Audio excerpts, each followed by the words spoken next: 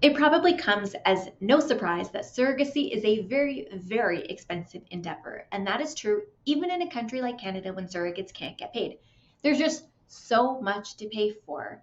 The medical process is very expensive, even if insurance covers some of it. And of course, reimbursing a surrogate can add up a lot as well. So in this video, I want to provide 3 things to think about for those who are really trying to keep the cost of surrogacy down as much as possible. So first one is with respect to the surrogate's job. So although a surrogate cannot get paid, she can get paid back if she has to miss work in relation to being a surrogate. There are so many appointments involved with pregnancy. Going to a midwife or physician for regular appointments, going to a fertility clinic numerous times prior to the pregnancy, there's counseling, there's legal, and then there's the recovery during a postpartum period.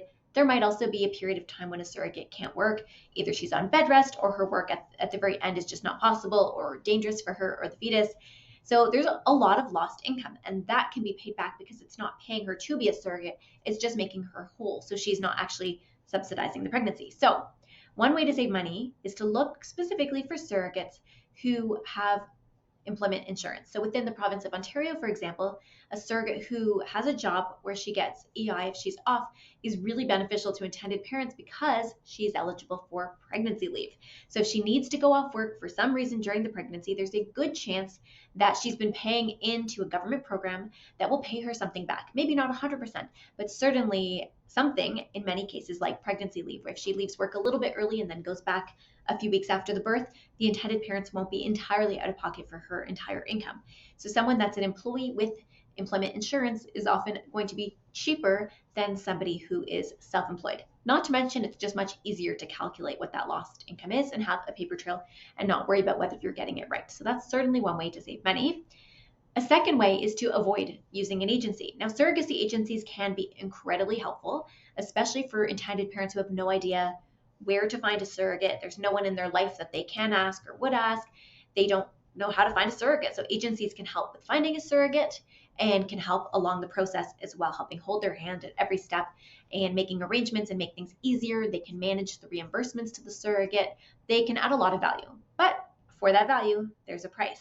So agencies cost in the thousands of dollars. So people who avoid using a surrogacy agency will save thousands of dollars. Of course, they lose the benefits of an agency. They'll have to find someone themselves. But if they happen to know somebody, or I've seen clients find surrogates in Facebook groups, like people are finding their own ways to do it to save some of the money involved with an agency.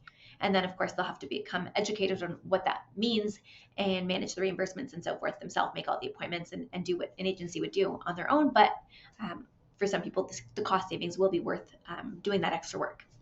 And last but not least, taking into account the age of the surrogate's children. So I find in most cases my clients who are surrogates do have children of her own, and they range in age, but kids that are a little bit younger versus a little bit older can make a big difference in terms of the cost. So let's say a surrogate is on bed rest. During that time, it is appropriate for the intended parents to pay for childcare. Like maybe she was the one that drops her kids off in the morning, picks them up from school, makes them dinner. If she's stuck in bed, she can't do any of those things. Someone is doing them for her and getting paid. The intended parents will be paying her back.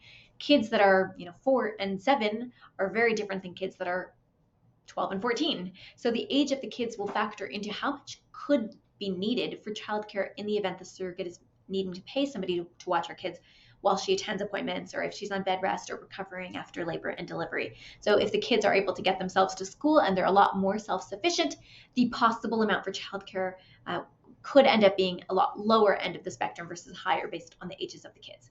Now, some of this is a luxury to even consider. I acknowledge it can be quite hard to find a surrogate, especially one when you're looking for a really good fit.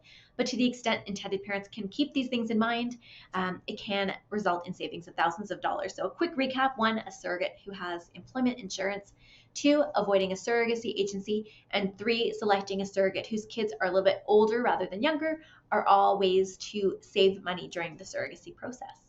So that's it for this video. I hope you learned something new, and I'll see you in the next one.